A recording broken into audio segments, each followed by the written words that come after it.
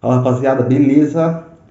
Passando aqui para falar com vocês aí sobre o caso que tem tomado todos os noticiários, né, dessa semana, né? E por coincidência ou não, eu acredito que não, é um caso que aconteceu aí na semana do Dia das Mulheres, né? Porque quase que de como praxe, né? Eles sempre pegam um caso que envolva violência contra as mulheres na semana do Dia das Mulheres para eles darem um enfoque maior, né?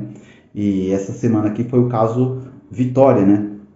Talvez por, o que eu acredito que seja, por algum viés narrativo, né? Que eles precisam colocar isso na mentalidade da população, que as mulheres estão sendo massacradas e tudo mais, que elas são perseguidas, não são valorizadas, né? Que possivelmente com isso, né? Por causa dessas reportagens jornalísticas, muito provavelmente nos próximos dias você vai ver algum deputado se posicionando, às vezes criando uma lei nova, entrando com um novo projeto de lei aí, para proteger as mulheres, né, desses casos.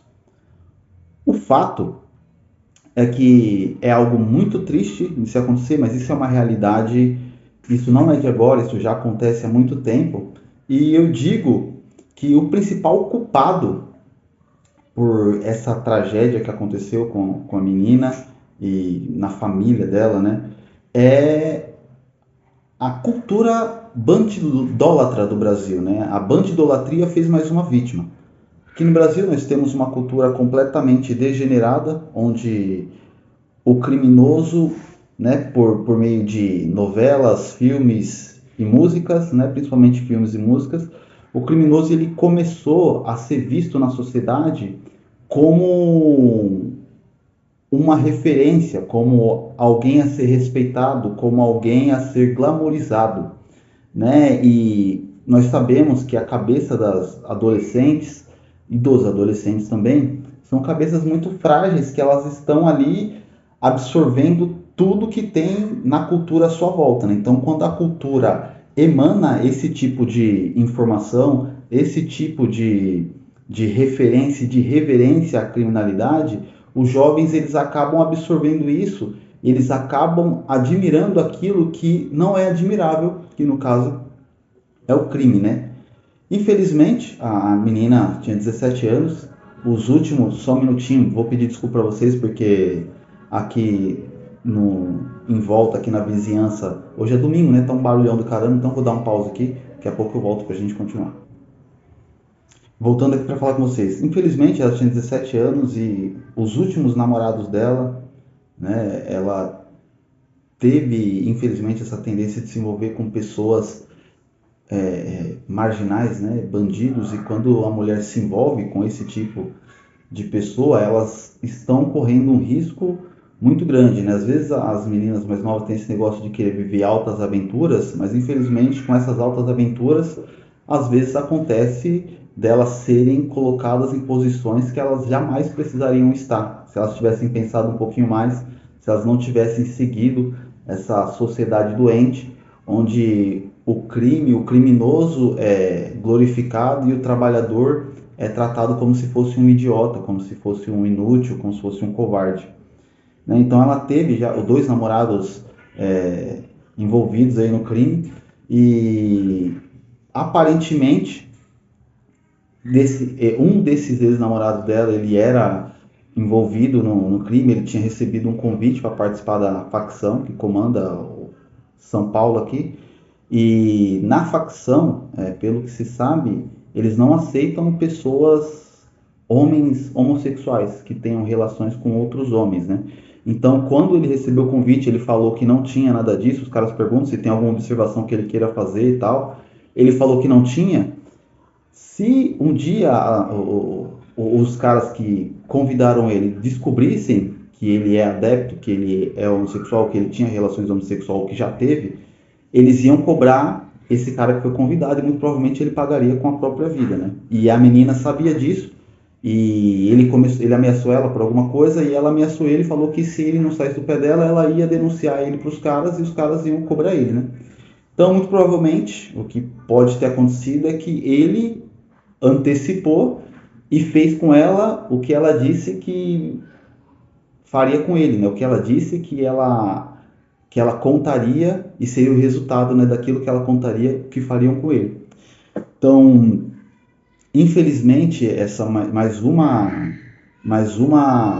crime aí que vai ser colocado na narrativa, na estatística do feminicídio, mas na verdade não se trata disso, aí se trata de uma morte do crime relacionado ao crime organizado, né?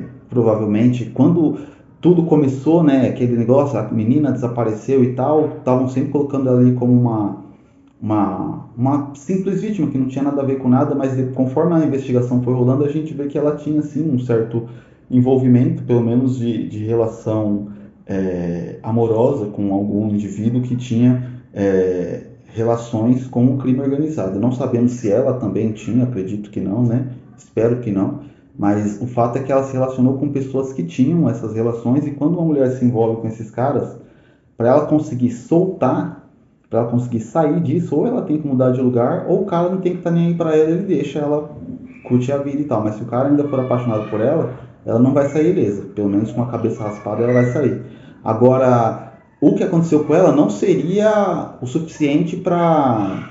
O que aconteceu foi algo muito maior do que se fosse simples, pelo simples fato dela ter largado o cara. Provavelmente o que envolveu foi essa possibilidade aí dela ser X9 e falar para os caras que o outro tinha relações homossexuais, e isso no mundo do crime não é tolerado, certo? Eu vou...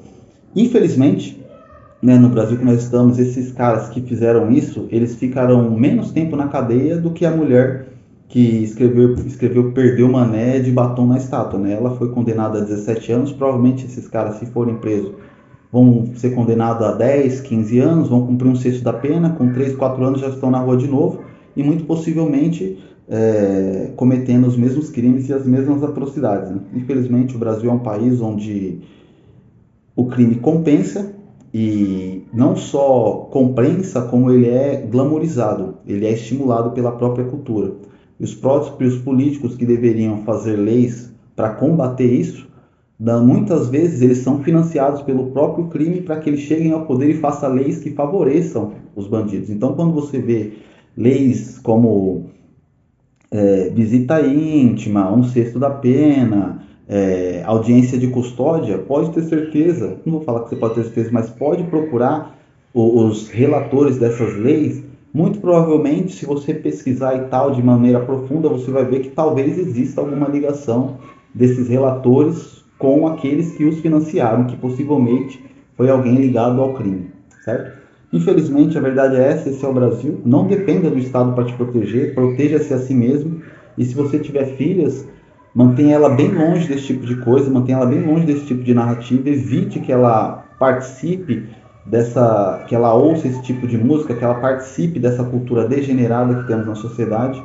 E se você perceber que ela está se perdendo, tira ela do lugar, leva ela para outro lugar, porque a pior coisa que uma menina bonita como ela poderia fazer, na idade que ela fez, é se envolver com pessoas erradas. Talvez se ela tivesse se envolvido com pessoas de bem, com um rapaz de bem, ela estaria aqui até hoje, muito provavelmente daqui a alguns anos teriam filhos e teria uma vida feliz. Mas infelizmente esse não foi o destino, né, que foi pertinente a ela. É isso, ficamos bem aí, até a próxima aí, tchau, tchau.